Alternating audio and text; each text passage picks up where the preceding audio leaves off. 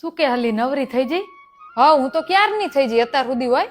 હું શું કહું છું, થોડીક પૈસાની સગવડ થાય એવું છે. કેમ, તારે શેની પૈસાની જરૂર પડી? માર પાયલીન લગન આવે ને એટલે થોડાક જોતા હતા. કેટલા જોઈએ? વધારે નહીં પણ 2 લાખ જેવું કરી દે ને તો સારું. 2 લાખ તો મારી જોડ ક્યાંથી હોય? હું ક્યાં જોબ કરું છું? તો કેટલા થાય એવું છે?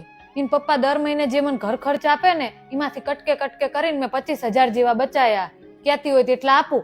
25,000 માં કઈ નહીં થાય. અલી આમ તો અમાર ભાઈનો પગાર સારો હે, તો બસ પૈસાની જરૂર કેમ પડી? એટલા પગારમાં કઈ થાય એમ નથી. ઇન પપ્પા લોન માટે જીયા હે, ભગવાન કરે ને થઈ જાય તો સારું. ગાંડી બાંડી જ નહીં થઈ જાય ને? લોન લઈને થોડા લગ્ન કરાય? અને એવા જ કેવા લગ્ન કરવા તમાર? અમારે બાપા કઈ નહીં, પણ પાયલીન બહુ ઈચ્છાઓ હે. છોકરીની એવી તો કેવી ઈચ્છાઓ કે બાપાને લોન લેવી પડે? પ્રી વેડિંગ કરાવવું હે, અનુષ્કા જેવી ચણિયા ચોળી લેવી હે, અને ઓલા આનંદના લગ્નમાં જેવું ડેકોરેશન કર્યું તું ને એવું કે માર કરવું હે.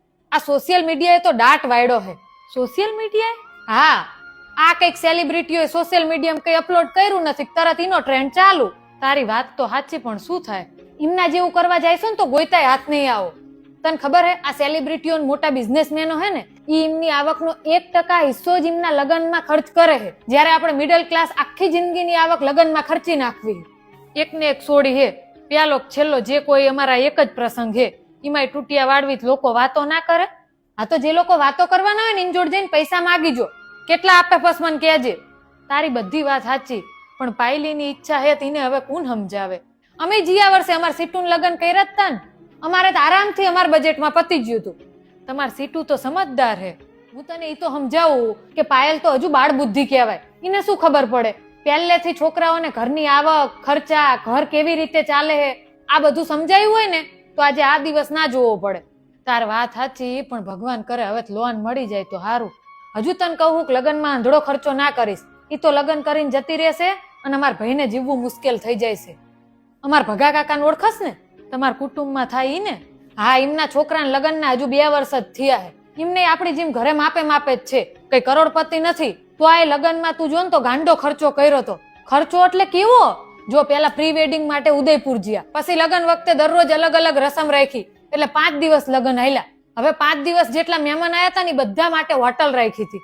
બધાય 5 દિવસ વાહ કરી મજા કરીને જતા રહ્યા. પણ એટલું જ નહીં, સાંભળ હજુ બરાબર લગ્ન આયા ને ત્યારે જ એમને એક ખેતર વેચાણું હતું, એટલે બધા પૈસા લગ્નમાં ઉડાડી દીધા.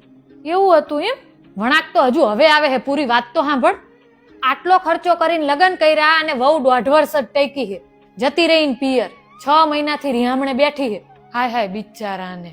હવે એમને એમ હતું કે આજ પાછી આવશે, કાલ પાછી આવશે, પણ એ તો છૂટા શેડા માગે હે અને ખોટો કેસ કરીને બેઠી હે. થોડા ઘણા નહીં, 70 લાખ માંગ્યા હે. આ તો બહુ ખોટું થયું. હું તને ઈ જ સમજાવું કે હું પેલા જેવો સમય અને લોકો નથી રહ્યા. લોકોમાં ધીરજ ને સહનશક્તિ ખૂટતા જાય, એટલે બધી વસ્તુ માપમાં હારી.